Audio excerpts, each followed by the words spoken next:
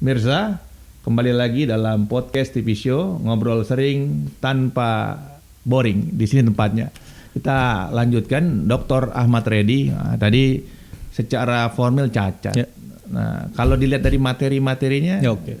apakah juga tidak memenuhi syarat dalam pandangan Dr. Ahmad Reddy, Undang-Undang Minerba ini? Ya, kalau secara materi juga bermasalah, Bung. Misalnya pertama adalah konteks sentralisasi kewenangan. Ya. Jadi tadi sudah saya sampaikan bahwa pemerintah daerah itu sudah tidak ada kewenangan lagi di undang-undang ini. Jadi dihapus semua. Ada pasal 6, pasal 7 yang dulu mengatur. Itu seperti negara ini ya, berpaham komunis ya.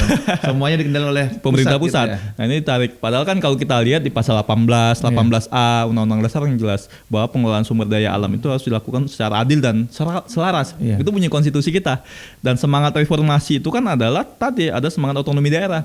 Semangat otonomi daerah ya, Iya. sejak reformasi begitu ya. Betul, kita kan Ya. reformasi kita bicara bahwa Kewenangan dilimpahkan ke daerah, ya. bahwa dulu itu banyak raja-raja kecil kemudian dievaluasi kan bukan desentralisasi otonomi yang salah, tapi kemudian ya bupati, wali kota, gubernur yang kemudian secara moral yang jahat misalnya. Ya. Sudah ada institusi-institusi penegak hukum yang kemudian bekerja di situ, tapi bahwa semangat sentralisasi, jadi ketika ada tikus bukan lumbung yang dibakar, tikus yang ditangkap. Nah, di undang-undang ini itu semangatnya.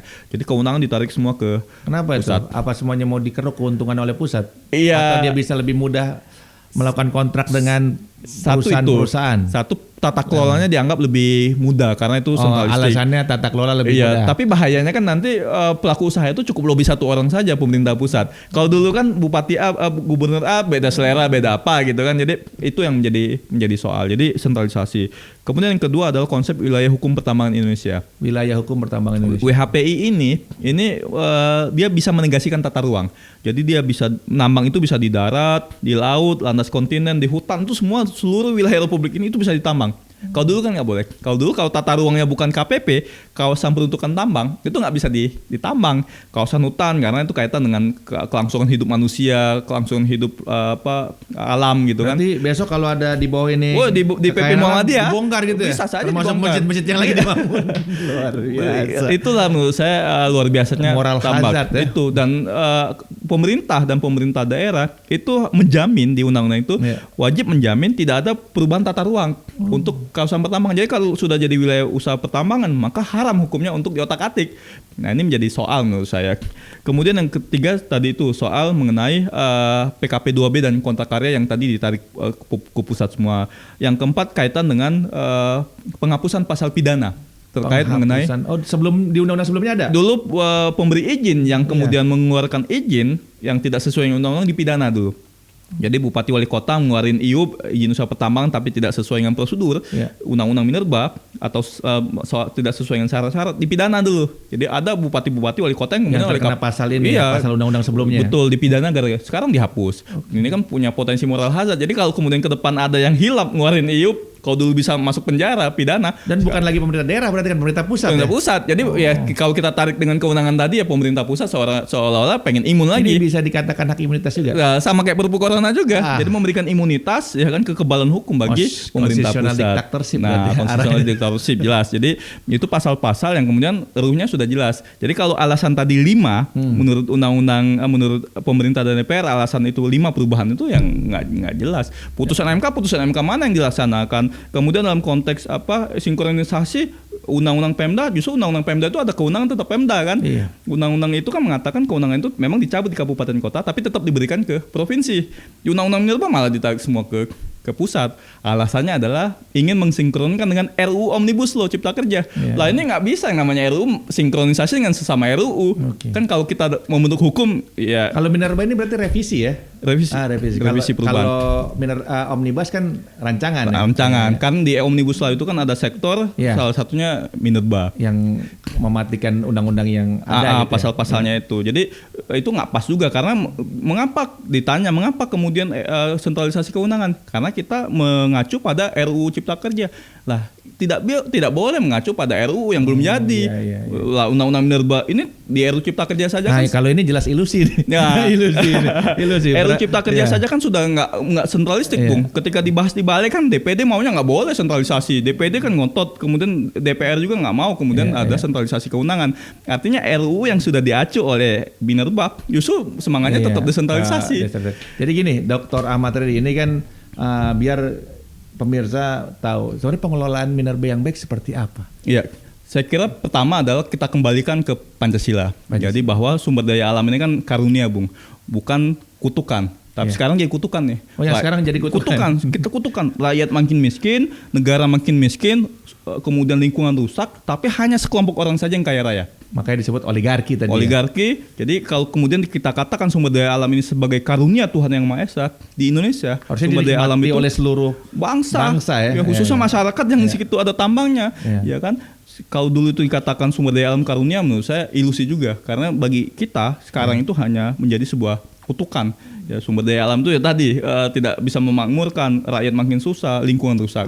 Itu yang pertama. Kemudian yang kedua, saya kira memang dalam konteks mineral dan batu bara ini pengelolaannya harus kemudian secara berkelanjutan. Artinya kayak batu bara tadi, itu kan dieksploitasi sedemikian rupa, bisnisnya hanya dikeruk, diangkut dan dijual. Tidak ada industrialisasi, misalnya peningkatan nilai tambah. Nah, itu harus kemudian juga diperhatikan. Yang ketiga adalah harus kemudian memperhatikan lingkungan hidup, Bung. Lingkungan hidup. Jadi pada waktunya kita akan sadar ternyata batu bara, uang yang kita dapatkan dari batu bara itu nggak bisa dimakan. Yang bisa dimakan itu adalah tanah yang subur, di atasnya ada tanaman-tanaman, airnya tidak rusak, itu bisa memberi makan rakyat. Dari tanah yang subur itu bisa menghasilkan makanan, dari tanah yang subur air di sana mengalir bisa menghasilkan minuman. Tapi ketika sudah dirusak menjadi sumber daya, menjadi galian-galian tambang, dan di situ ada zat-zat kimia bekas tambang, makanya selesai, ruang hidup selesai. Jadi ya uang yang kemudian dihasilkan yang tidak seberapa dari pengelolaan sumber daya alam minerba tadi akhirnya nggak bisa dimakan.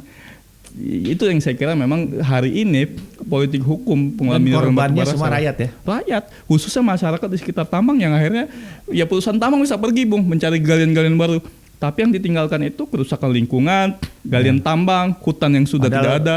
Sepengetahuan kita dalam Islam tuh ya di sekitar kita harus merasakan kenikmatan ya. Betul. Tetangga-tetangga, tapi ternyata tetangganya malah semakin melarat ya. Betul. Karena ada pertambangan. Jadi Bung Dr. Ahmad Reddy, prahara ini bagaimana bisa tersadarkan ini para pengambil kebijakan, DPR termasuk ya nanti juga kan pemerintah juga ini yang melaksanakan. Betul.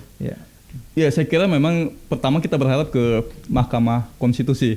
Jadi ketika tiba-tiba undang-undang ini kan ditandatangani oleh Presiden pada tanggal 10 Juni, kemudian 10 Juli itu 1 bulan sejak ditandatangan itu langsung di-JR ke Mahkamah Konstitusi. Dan yang men-JR itu langsung banyak. Artinya ini ada sinyal, ada early warning system yang mengatakan bahwa undang-undang ini wataknya jahat. Saya kira ya Mahkamah Konstitusi kita berharap lah bisa kemudian nanti membatalkan undang-undang ini sehingga kemudian kembali ke Undang-Undang 4 tahun 2009 yang cukup baik. Kemudian yang kedua, kita berharap lah kepada wakil-wakil rakyat kita membuat suatu undang-undang yang memang ruhnya atau jiwanya itu jelas sinar ketuhanan.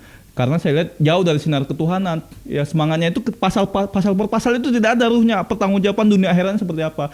Padahal setiap pasal yang dirancang oleh anggota DPR itu pertanggungjawabannya itu luar biasa sampai kepada Tuhan Yang Maha Esa, Allah Subhanahu Wa Taala. Jadi saya kira memang ruhnya itu harus kita pastikan tadi pasal-pasal yang bersinarkan sinar ketuhanan. Kemudian yang ketiga, kita harus kemudian merubah paradigma pengelolaan sumber daya alam kita yang tadi itu kemudian kita eksploitatif, bahwa sumber daya alam itu sebagai sumber devisa, diganti menjadi bahwa sumber daya alam itu sebagai modal dasar pembangunan kita. Saya kira itu akan lebih baik untuk kemudian sumber daya alam yang diberikan oleh Tuhan Yang Maha Esa itu sebagai karunia yang bisa kita nikmati dan juga bisa kita wariskan kepada anak cucu. Karena sumber daya alam itu bukan warisan dari nenek moyang, tapi dia titipan anak cucu kita. Jadi mereka menitipkan kepada kita agar kemudian nanti mereka bisa mendapatkan juga hak yang sama atas sumber daya alam, akses yang sama terhadap kemanfaatan sumber daya alam bagi kemakmuran mereka juga. Begitu, Bung Aul. Ya, pemirsa, demikian tadi perbincangan serius tapi juga santai di podcast TV Show yang mengangkat tema prahara pengelolaan minerba. Tadi Dr. Ahmad Reddy dengan sangat jelas dan tegas ini dengan sinar ketuhanan bahwa pengelolaannya bermasalah. Dan ini biar disimak oleh pemirsa semua, bagian dari dakwah juga amar ma'ruf nahi munkar yang sekarang sedang diperjuangkan oleh anak bangsa. Nah, demikian kita nanti akan membahas tema-tema aktual selanjutnya di podcast TV Show, obrolan sering tanpa boring, di sini tempatnya. Terima kasih, saya Aulia Kasanova, Pastabikul Harat. Assalamualaikum warahmatullahi wabarakatuh. Waalaikumsalam.